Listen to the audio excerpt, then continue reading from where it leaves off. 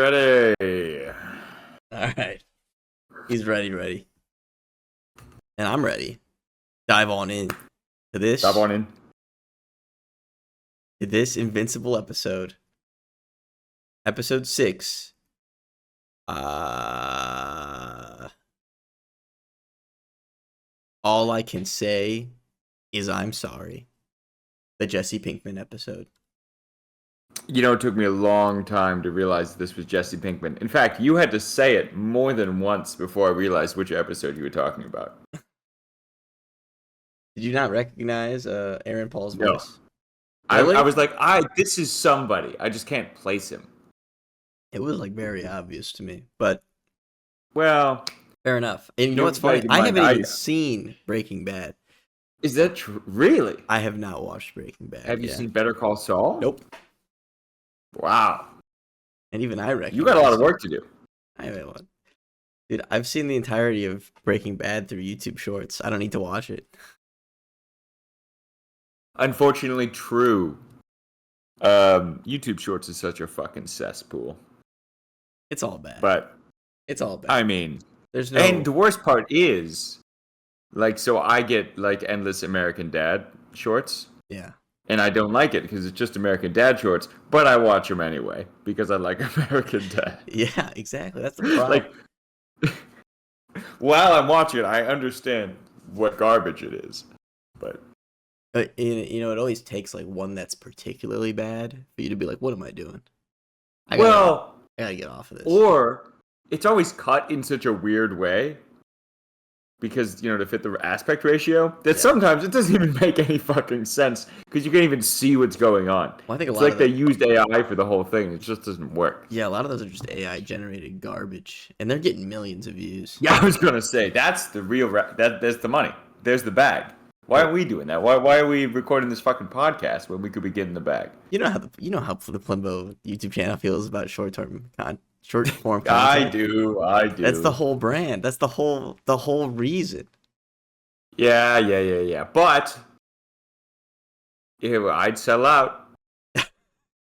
Would you sell out? We're kind of at a dead end here. I think you're right. Maybe it's time.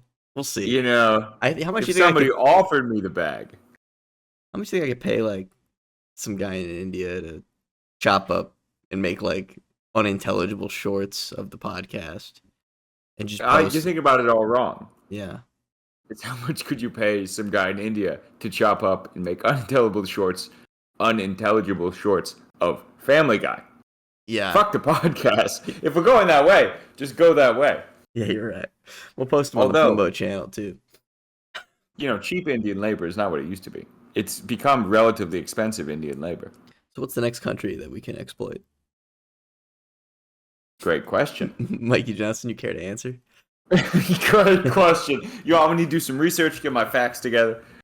But hey, speaking of exploits, Invincible, he exploited Chicago. And Jesse Pinkman wants his revenge in this episode. So, yeah, that's exactly what happens. Do you want to give the recap of what happens, or can we just get straight into some conversation? Let's just talk about. I mean, I want to talk about one thing that I thought. I liked how fucking deranged his wife was. Jesse Pinkman's wife. She's very supportive. Yeah, she is so locked in to this. It's not even her sister who died. I mean, and she doesn't give one shit what happens to her son. She's willing to bring the son into the war zone and, as we all know, die.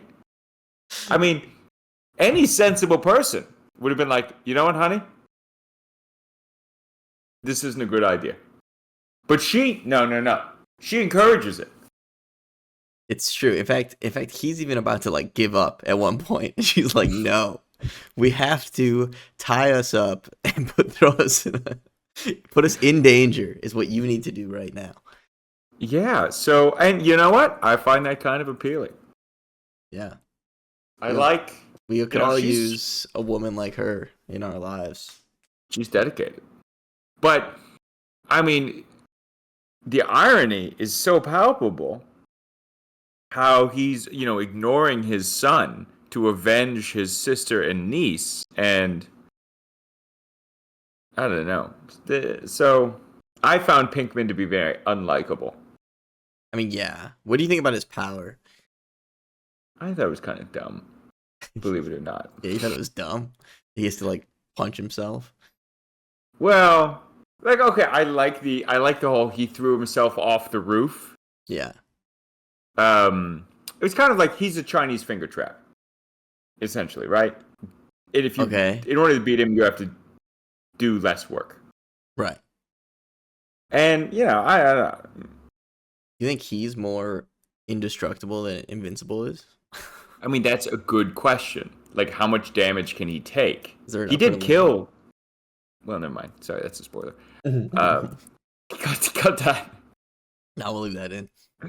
Um, no, do I think he's stronger than if? Maybe he might be able to take one punishment. But I don't know. I felt like as a villain, he was somewhat uninspiring. I didn't think he really did a good job of making us decide whether or not Invincible was a good guy or not. I felt like it was a pretty clear cut. Oh, this guy's crazy. Invincible is still a hero. Yeah, You know. it's true. I Um, so I would have liked somebody with a little more nuance. It's true. You know, you're never like I don't know. It's yeah, I think you're right. It's like very clear, you know. He's trying to be like, oh, Invincible's still at fault, even though whatever, not like directly, but Well, and I thought it was cool how they showed the scenes where he went to confront like the governor or the mayor, and she's like, "Oh, Invincible exists outside of the legal system." yeah, that was Like interesting. that part was cool. If he latched onto the system instead of latching onto Invincible, I think it would have made a far more compelling episode where you actually got to dive deeper into what does this world look like when it's dominated by superheroes who are policed by nobody. Right. Yeah, no, I think that would have been a much more compelling angle. But that's not the way they went. And Invincible gives him a hug and he's put in jail. That's the end. Yeah, I don't know. He just gave kind of like a dumb guy. He is super I liked what super they were dumb. trying to do. Yeah. Despite the fact that he's like a top secret defense researcher guy. Yeah, I don't really get that. And it seems strange that he was able to steal this without Cecil knowing. It almost felt to me like this was intended by Cecil, but I don't think it was. That would have been cool also. But it was another missed opportunity, I think, to make a really good episode. Well, let's talk about perhaps some things we did enjoy. I enjoyed the title card gag this episode. That was very good. You're 100% right. That was funny. For those that don't remember, he was calling out Invincible, and every time he was said the word Invincible, it flashed the title card. So you never actually heard him say it. Yeah, that's cool. That was funny. Yeah, no, that was well done. I liked. There's like a little scene at the beginning where he's trying to train Oliver, and Oliver's fighting like this elephant man. The idea that Omni-Man trained Mark with the same guy, like this guy's just kind of like a punching bag, is kind of funny to me. And I don't really understand. He's a legitimate elephant person, and he's like robbing a McDonald's. Implies that they keep just releasing him from jail. Well, to me, it's like he's committing misdemeanors. Yeah, he's like a toddler. Like it's like mentally deficient. He's like trying to rob a McDonald's. I don't know. Oh, you like that? That's fair. I thought it was funny. Yeah, there were some nice Mark, Adam, Eve, Oliver moments. Don't get me wrong. Yeah, but what else did you enjoy about this episode? I'll be honest with you, that was it. Just the Elephant Man. And the title card. And I thought it was cool they have like a memorial in Chicago or whatever.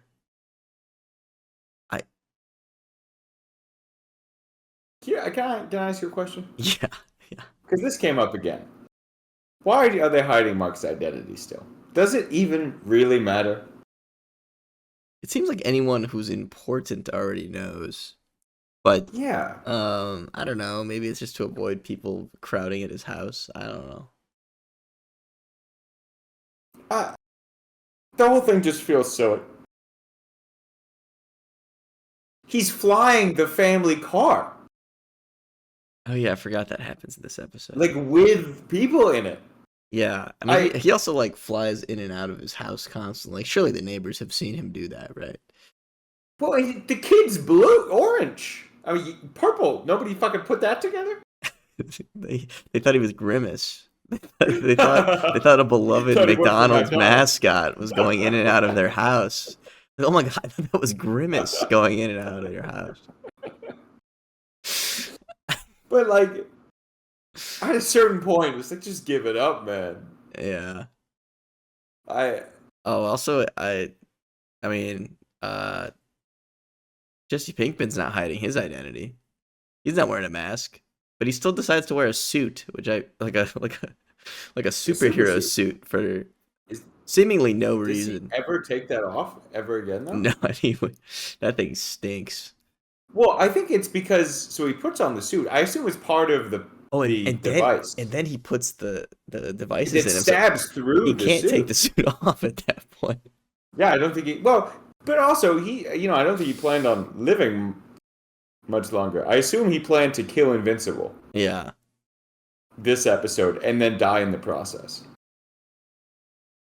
And I assume he completely neglected what would happen to his wife and child. Obviously. yeah, he does not seem to have much foresight as a character. But at the same time, I'm not surprised, considering, again, like we discussed, his wife's egging him on the whole time. Dude, she hits him with a I think if sledgehammer. she was a voice of reason, Yeah, this would have ended very differently. 100. Well, if she doesn't have to be. Yeah, I don't know. She Like, I'm doesn't not even. blaming her, obviously. No, she doesn't even have to But be a voice of reason, but like just like a not a voice of encouragement for him. He was gonna give up on his own. yeah, I don't know. If anything, she kind of gets herself and the child killed, not him. Well, I mean, I don't know if I could free him of blame, He's but she certainly. did not help. I mean, yeah, she allowed herself to be willingly placed in that position, where it seemingly wasn't even really necessary. No. Leave the kid at home. Yeah, I agree. I think the damsel in distress was enough for Mark. It could have been anything, you know. Yeah, I don't. It was strange. So let me ask you though. Mm. Compare this episode to the immortal bit to the two superheroes. So like I feel like we had three ethical dilemmas. The first of which is this one. The second of which was the immortal, and the third of which was the two villains who robbed the bank and got the job. Oh, yeah, okay. I don't know So who you're talking do you about. think any of? First off, I'd like you to rank them, and second, I would like you to tell me if you think any of them presented an actual ethical dilemma for us, the viewer. It probably goes immortal, this one, and then the two superheroes. But there's like a large gap between this one and then the two gay superheroes. And Oh, do any of them okay. give the viewer like are any of them the viewer watches and you're like, Like, wow, that made At me any moment, are you questioning Mark? questioning Mark, like his decision making? Or like, because I feel like they have all put him in this position of being like, oh, In my there's opinion, another side to being a superhero. the right choice is evident in all of these, in my opinion. I don't think any of them are super compelling at all. Yeah, I agree. Are we missing any? Is there another one?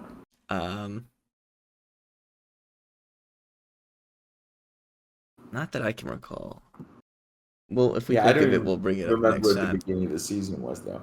Yeah, well, Well, I guess the other ethical one was when he confronts Cecil about the robots.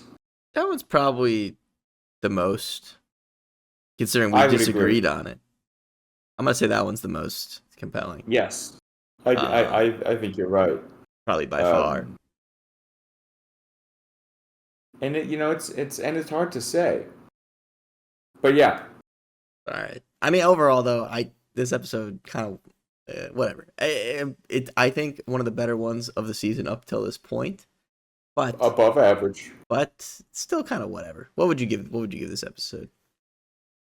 Probably a 6, maybe 6.5. I think that's fair. I'd give it a 6.5. Like, I will say, I thought about rewatching it before this to remind myself what it was about. Yeah. And then started the episode and realized I didn't really want to watch it. That's fair. Something I'd also give it a 6.5. One last thing. They do show you at the end that Angstrom Levy is back with an army of Invincibles, and that's how it ends. Which is very cool. It is very cool, and we'll get into that next time when the Plimbo Invincible podcast returns. All right. Yeah. Thanks for listening, everybody. Dive on out.